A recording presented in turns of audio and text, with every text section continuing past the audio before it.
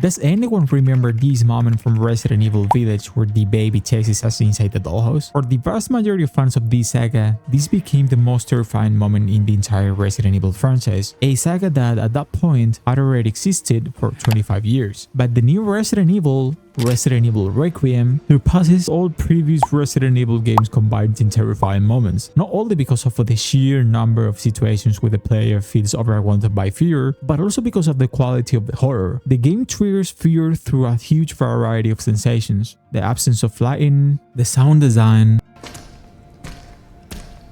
among other things that I'll talk about during this video. First of all, the game introduces the duality of Grace and Leon, characters we will play during the story depending on the moment. Each of them gets the right amount of time so you never feel saturated or bored, unlike Resident Evil 2 where you can only play the campaign either with Leon Kennedy or Claire Redfield, whose stories are only slightly different, since the least intense gameplay moments with Leon could look something like this. It's better if we focus on Grace for now. Going deeper into the game itself, the presentation is, in my opinion, sublime. It reminds me in some ways of Resident Evil 7, since we also enter an apparently abandoned location with the goal of exploring and figuring out what happened. However, while Resident Evil 7 has by far the most terrifying opening thanks to the disturbing Baker house, the Baker family and the journalist VHS tape we find, the horror level drops fairly quickly after the introduction. Requiem, on the other hand, manages to sustain the horror throughout the entire game when it wants to, and not only that, it does it much better. When entering the Ringwood Hotel, the overwhelming feeling you experience, the background sounds of the abandoned ruins of the hotel, the extremely limited lighting, which we can only compensate with our flashlights, which I absolutely love. I don't know why, but flashlights in horror games hit different for me. The sound of Grace breathing in fear, the strong sense of vulnerability from playing in first person, and the way her hands shake while holding the pistol are some of the first impressions you get almost immediately after starting the game. And of course, there are also some cheap jump scares like this one and this one. Well, if we can technically consider that a jumpscare. What I find incredible is the level of immersion the game creates. Yes, you can feel scared in a place like that simply because it's an abandoned building with strange noises and darkness everywhere. But if you want that fear to truly multiply, you need to give it meaning. In other words, there needs to be context behind everything so the fear is not only caused by physical sensations like loneliness and darkness, but also by the reminiscence of past trauma. In this case, the killing of Grace's mother. We can come back for it later, Grace. Although I also wonder why the FBI would send out all of their agents, the one whose trauma exists precisely because of that same building, and who also shoots with the accuracy of someone who looks like they've been in the police academy for about 12 minutes.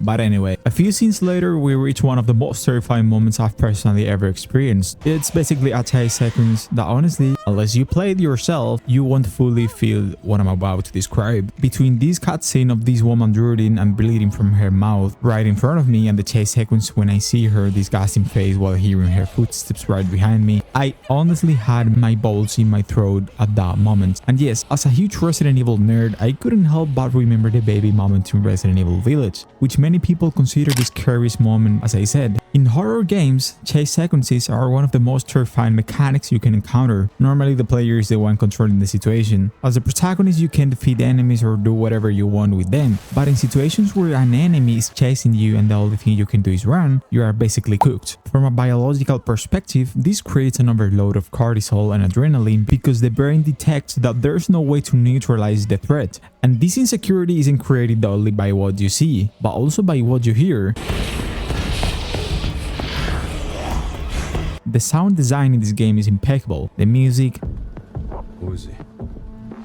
I know this has nothing to do with horror, but I fucking love the music that plays when Leon Kennedy appears for the first time. The footsteps getting closer, zombies in the background, the sound of the monster twitching, or these other moments.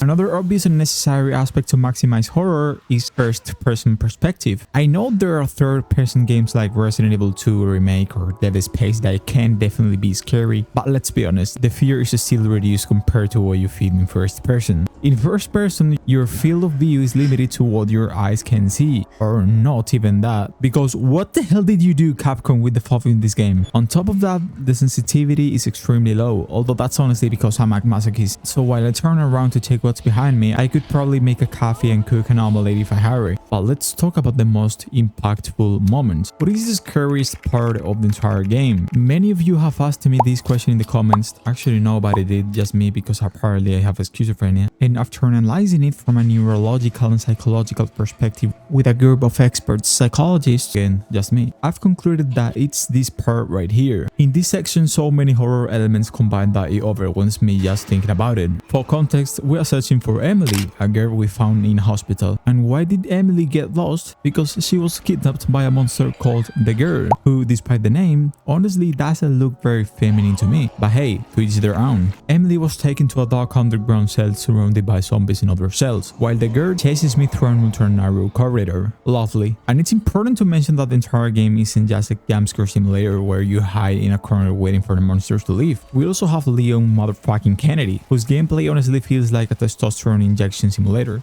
It's just amazing. And ironically, having these action-heavy Leon sections actually makes the Grey sections even scarier. As your brain gets used to firing pistols and shotguns every 3 seconds, the vulnerability you felt earlier while playing as Grace slowly disappears. You gain confidence and start feeling like a god while destroying every zombie in your path. Although there's one tense moment with Leon that brings back some Resident Evil 2 trauma, because Mr. X is chasing us again. Yo, what the fuck was that? Then suddenly you return to Grace with a pistol and 2.5 bullets, and the fear instantly comes back. The game's pacing is masterful.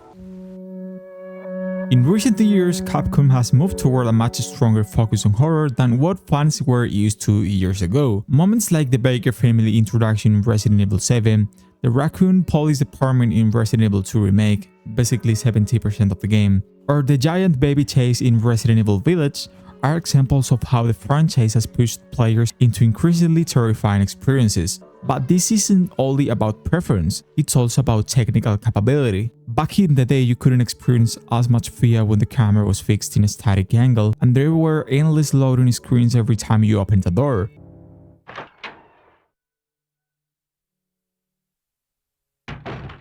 Although maybe I'm saying that from the perspective of someone who didn't experience those games when they originally released. Regarding the recent Resident Evil games, I'll be completely honest. And I'm not trying to be edgy, but none of them had genuinely scared me until now. Resident Evil Requiem actually did. It met my expectations and it did it very well. I don't know if Capcom hired 15 psychologists specialized in fear, but what the hell, they absolutely nailed it with this game. It also opens an interesting debate when comparing it to other entries, the types of horror involved. In Resident Evil 7, we have psychological horror from the anxiety and paranoia caused by the Bakers. In Resident Evil 2 Remake, we have pursuit horror thanks to Mr. X, who might honestly be the most annoying enemy in gaming history, except for the fucking nemesis in Resident Evil 3 Remake, who I don't even want to talk about in this video. I just fucking hate you. And in Resident Evil Village, we again have pursuit horror with Lady Dimitrescu and the baby.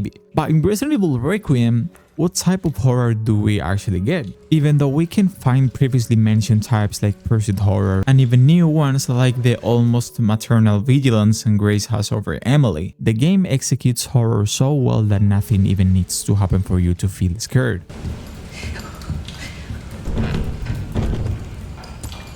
Just standing there alone with your flashlight while hearing strange noises in the background is already enough to scare the hell out of you. And something extremely obvious, the enemy design is absolutely disgusting. Honestly, the girl almost looks beautiful compared to this absolute monstrosity right here. What the fuck happened to you, Emily? Enemy designs in other Resident Evil games are not nearly as disturbing in my opinion. In Resident Evil 7, they mostly still have human shapes. And in Resident Evil Village, we go back to the baby again, which is gross, but not nearly as much. There's only one other Resident Evil that can make you stop playing. In Resident Evil Requiem, you might stop because you feel overwhelmed or terrified. But in Resident Evil 6, you stop because you fall asleep after 3 seconds, if the game doesn't back out during those 3 seconds, of course. Jokes aside, anyone who has played that game, especially in co-op, knows exactly what I'm talking about. I hope we never get another piece of trash like that again.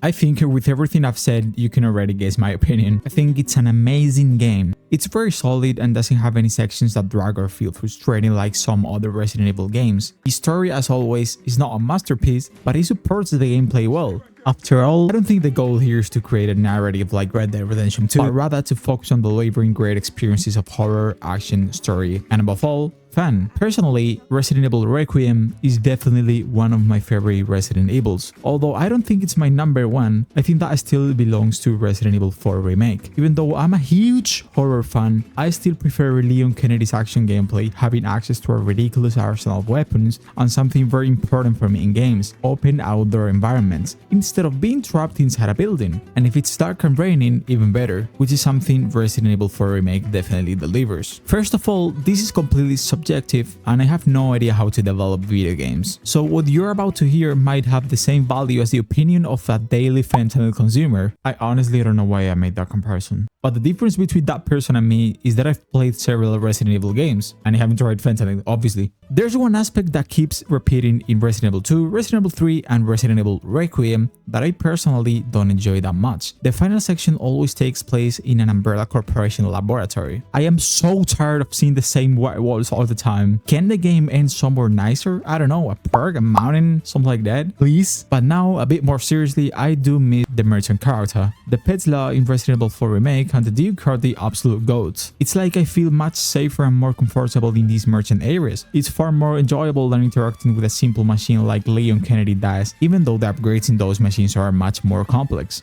And lastly, I didn't notice a significant graphical leap compared to the previous Resident Evils. Even though that was Resident Evil 4 Remake 3 years ago, I expected a bigger jump in quality, but it looks pretty similar to me. Or maybe I even prefer the graphics of Resident Evil 4 Remake, although that might just be because I'm irrationally obsessed with that game. So yeah, that's the video guys. If you liked it, support the video with a like and subscribe, and if you didn't like it, I wanna dedicate this song to you.